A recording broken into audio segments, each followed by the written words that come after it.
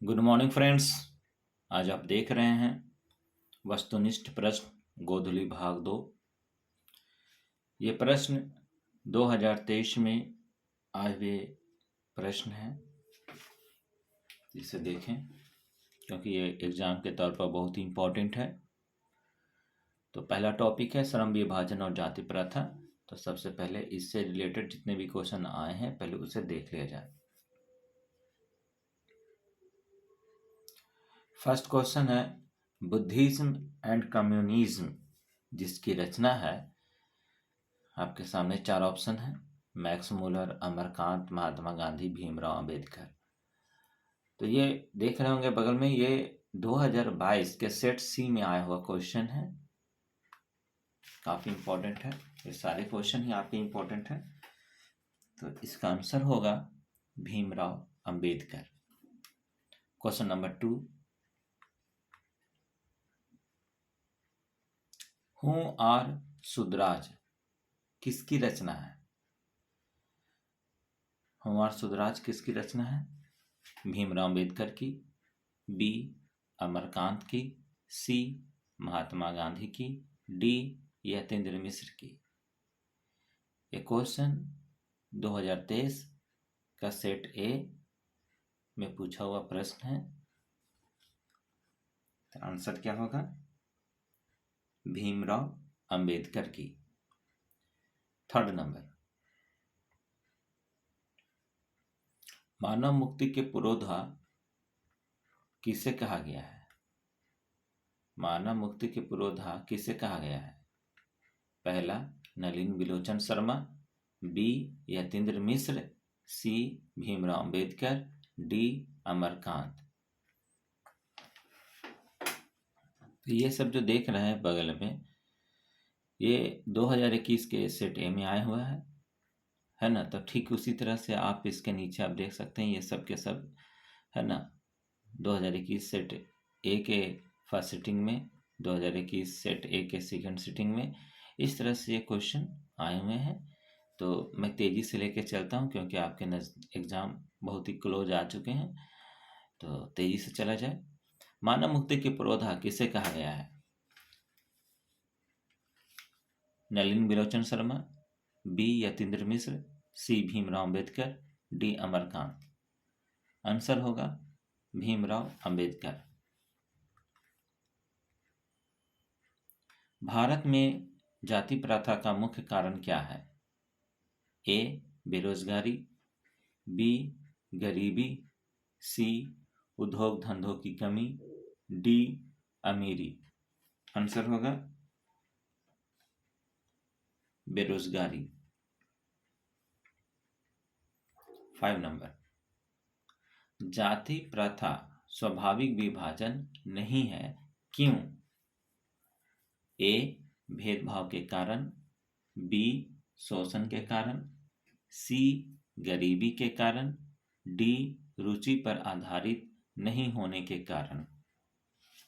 Answer होगा D रुचि पर आधारित नहीं होने के कारण। प्रश्न नंबर 6 में आते हैं।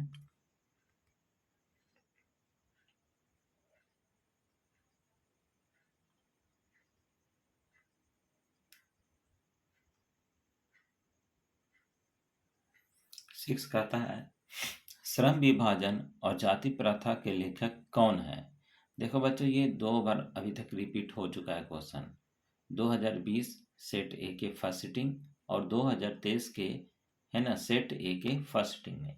तो ये काफ़ी इम्पोर्टेंट है एग्जाम के व्यू से। तो श्रम विभाजन और जाति प्रथा के लेखक कौन है? ए डॉक्टर राम मनोहर लोहिया, बी बाबा साहेब भीमराव अंबेडकर, सी महात्मा गांधी, डी डॉक्टर संपूर्णानंद। तो आंसर हो जाएगा बी बाबा साहेब भीमराव अंबेडकर।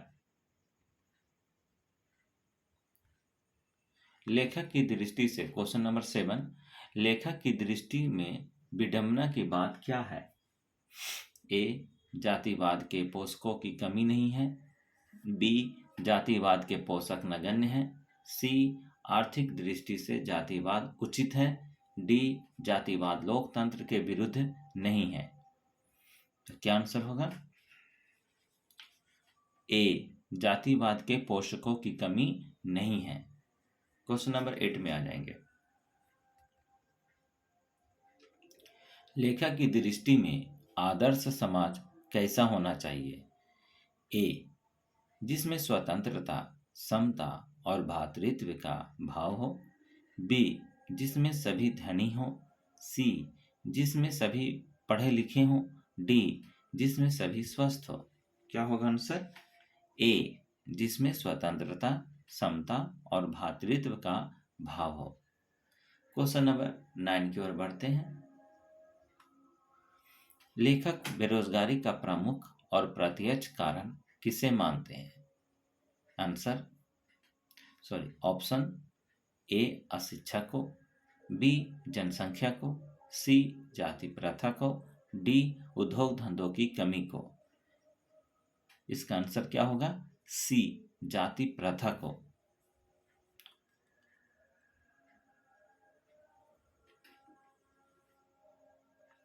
कैसा लगा मेरा वीडियो? थोड़ा अच्छा, क्वेश्चन इसका नीचे है। क्वेश्चन नंबर 10 में बोल देता हूं। अंबेडकर की दृष्टि में भाईचारे का वास्तविक रूप कैसा होता है?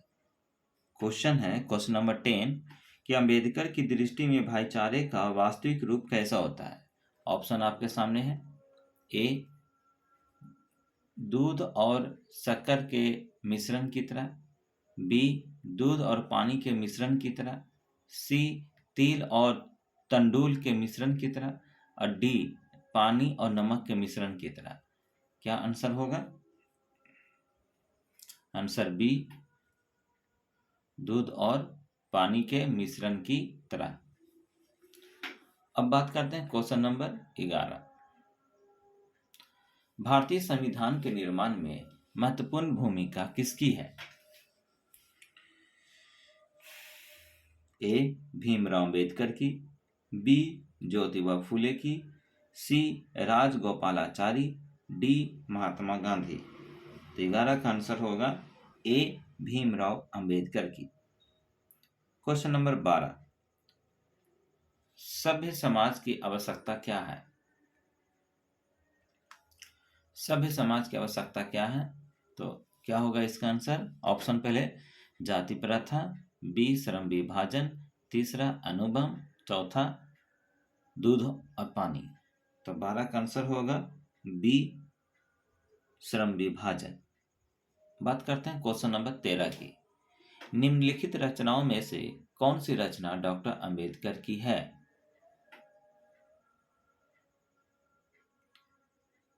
A the castes in India, B the untouchables you are they, C who are Shudras, D इनमें से सभी। तो उत्तर होगा इसका डी इनमें से सभी।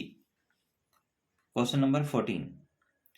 आधुनिक सभ्य समाज श्रम विभाजन को आवश्यक क्यों मानते हैं? ए कार्य कुशलता के लिए, बी भाईचारे के लिए, सी रूढ़िवादिता के लिए, डी इनमें से कोई नहीं। तो 14 का होगा ए कार्य कुशलता के लिए। 15 नंबर क्वेश्चन नंबर 15। श्रम विभाजन और जाति प्रथा पाठ बाबा साहेब के किस भाषा का संपादित अंश है? A the caste in India, their mechanism, B genesis and development, C annihilation of caste, D who is Shudras. तो 15 का होगा सी एनिहिलेशन ऑफ कास्ट। 16 नंबर प्राथमिक शिक्षा। सॉरी दोस्तों,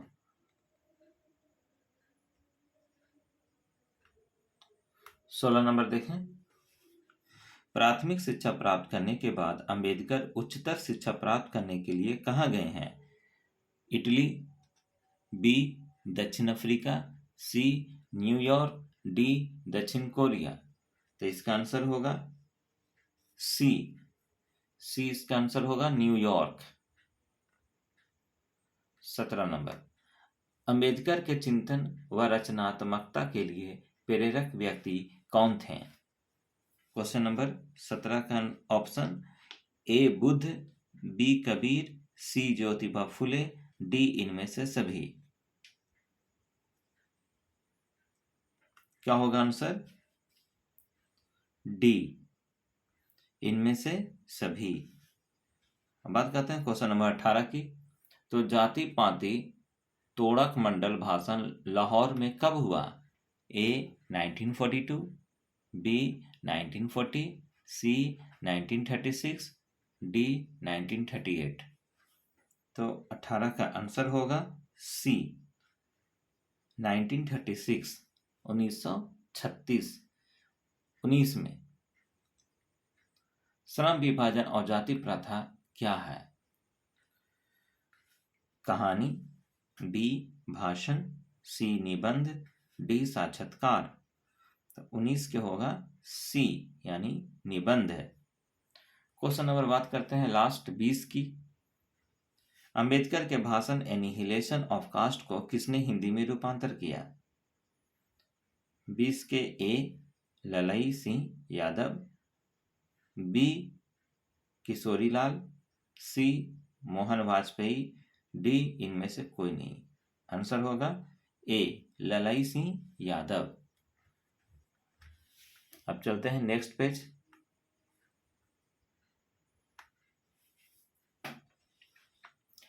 अंबेडकर का जन्म किस परिवार में हुआ था? ए ब्राह्मण, बी क्षत्रिय, सी दलित और डी कायस्थ। तो किस परिवार में हुआ था? तो इसका आंसर होगा सी दलित परिवार में। D 22 number. लेखक को इस युग में कहां पर विडंबना दिखाई दिया? ए जातिवाद में, बी नारीवाद में, सी निर्विवाद में, डी परिवाद में। तो 22 का आंसर होगा ए जातिवाद में। अब बात करते हैं क्वेश्चन नंबर 23 की। डॉक्टर अंबेडकर के माता का नाम क्या था? तो ए रानीबाई, बी कुंतीबाई, सी शीलाबाई, डी भीमाबाई। तो 23 का आंसर होगा डी भीमाबाई। बात करते हैं 24 नंबर। डॉक्टर भीमराव अंबेडकर ने पीएचडी की उपाधि कब धारण की? तो ए 1920 ईस्वी में, बी 1918 ईस्वी, सी 1916 ईस्वी, डी 1914 ईस्वी। तो 24 का आंसर होगा सी 1916। याद रखिएगा कि पीएचडी की उपाधि कब धारण की? तो 1916। 9 को पलट दो तो 6 बन जाएगा। 9 को पलटने पर क्या हो जाएगा? 6। तो 1916 याद रखेंगे। ये एक ट्रिक है छोटा सा।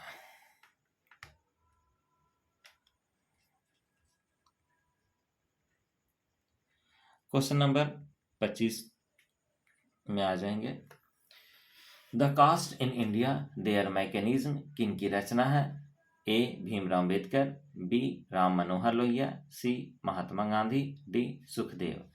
25 का आंसर हो जाएगा ए भीमराव अंबेडकर। देखो, जब भी कास्ट की बात आ जाए तो भीमराव अंबेडकर हो जाएगा। आदर्श समाज स्वतंत्रता, समानता, भ्रातृत्व पर आधारित होगा किसने कहा? ए मैक्स मुलर ने, B Bhimrao Ambedkar, C Birju Maharaj, D Agyeya ने। तो 26 नंबर का होगा answer B Bhimrao Ambedkar. 27 number. पेशे का दोषपूर्ण निर्धारण करती है? ए श्रम विभाजन, बी जाति प्रथा, सी प्रत्यक्ष, डी लोकतंत्र। तो 27 नंबर का होगा बी जाति प्रथा। बात करते हैं 28 नंबर की।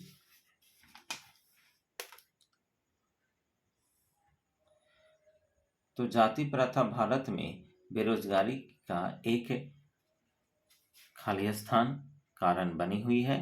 28 के ए प्रत्यक्ष, बी प्रमुख, सी ए और बी दोनों, या इनमें से कोई नहीं, डी। तो 28 का आंसर होगा सी ए और बी दोनों। 29 नंबर। मूक नायक क्या है? अखबार, बी पत्रिका, सी पुस्तक, डी कहानी संग्रह। 29 के होगा बी पत्रिका है। मूक नायक क्या है? तो एक पत्रिका है। क्वेश्चन नंबर 30 की बात करते हैं। डॉक्टर भीमराव अंबेडकर की मृत्यु कब और कहाँ हुई?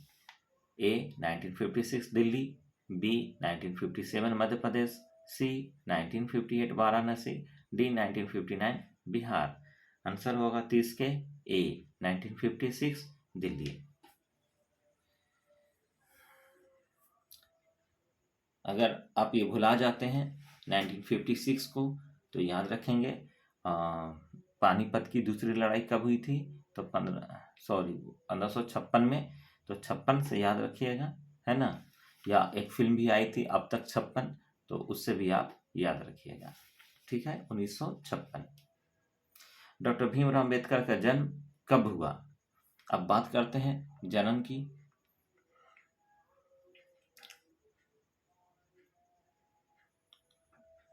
तो 31 का क्वेश्चन का और ये तो काफ़ी इम्पोर्टेंट है। सेक्शन 19 में ही पूछा है, 20 में ही पूछा है और 22 में ही पूछा है।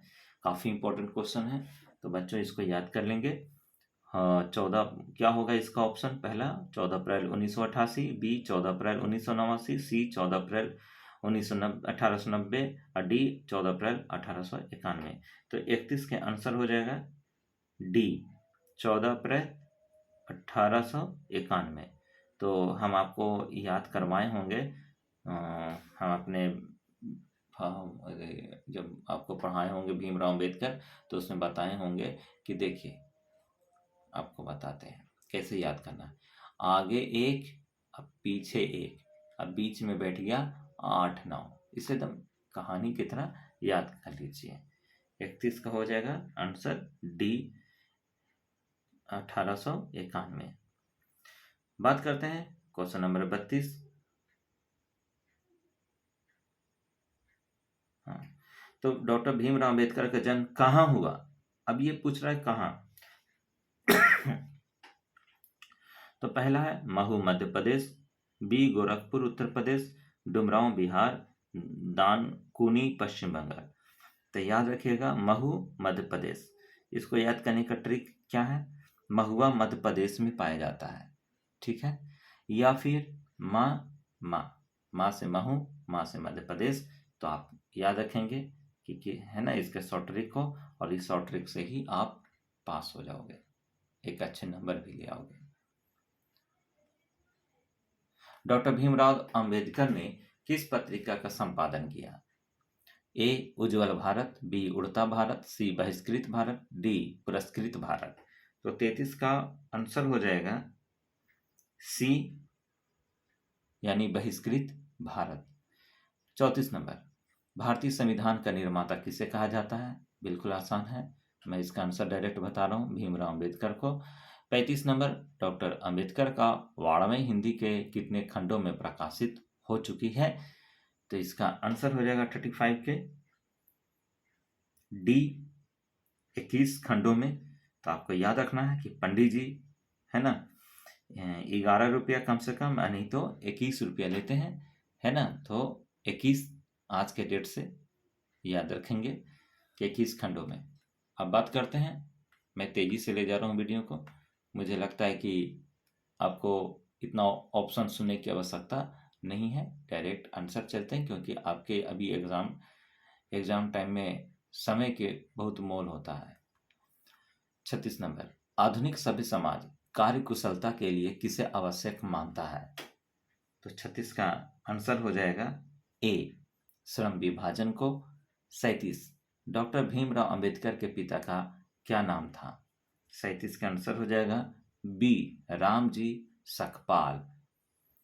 ठीक है, तो देखिए डॉक्टर अंबेडकर के पिता का क्या नाम था, इसमें शॉर्टकट याद रखिएगा, राम जी, ज्यादा नहीं याद रखिएगा, रामदेव, राम कृष्णु, राधे राम, राम जी सीधा सीधी। ठीक है, जाति प्रथा श्रम विभाजन के साथ साथ किसका रूप लिए हुए है? तो 38 का आंसर हो जाएगा सी श्रमिक विभाजन का। अब question number 39, doctor Bhimrao Ambedkar ने किस प्रथा को आर्थिक पहलू से खतरनाक माना है? 39 का आंसर हो जाएगा डी जाति प्रथा को। याद रखेंगे, शुरुआत से इस चैप्टर को पढ़ाया था मैंने, तो इसमें सिर्फ जाति प्रथा के बारे में ही बताया गया है। ठीक है, दहेज प्रथा, सती प्रथा, बाल विवाह प्रथा, इसके बारे में जिक्र नहीं करते हैं ये। किसके प्रोत्साहन पर बाबा साहेब उच्चतर शिक्षा हेतु न्यूयॉर्क गए? 40 का आंसर होगा सी, बड़ौदा नरेश। बड़ौदा याद रखिएगा, बड़ौदा नरेश से। आर्थिक पहलू से भी जाति प्रथा है, आर्थिक पहलू से भी जाति प्रथा है। क्वेश्चन नंबर 41 सी, यानी हानिकारक। 42 सच्चे लोकतंत्र का पर्याय है। 42 का आंसर होगा सी, भाईचारा। बाबा साहेब द्वारा रचित पुस्तक है,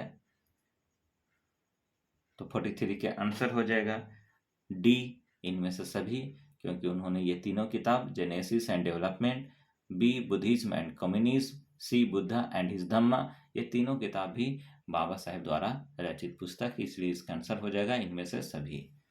क्वेश्चन नंबर 44 में आ जाएंगे। तो श्रम विभाजन और जाति प्रथा शीर्षक किनके द्वारा हिंदी में रूपांतरित है? तो क्वेश्चन नंबर 44 के आंसर हो जाएगा सी, सच्चिदानंद सिन्हा को।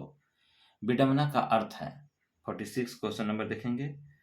विडंबना का अर्थ है, तो ए हो जाएगा आंसर, उपहास।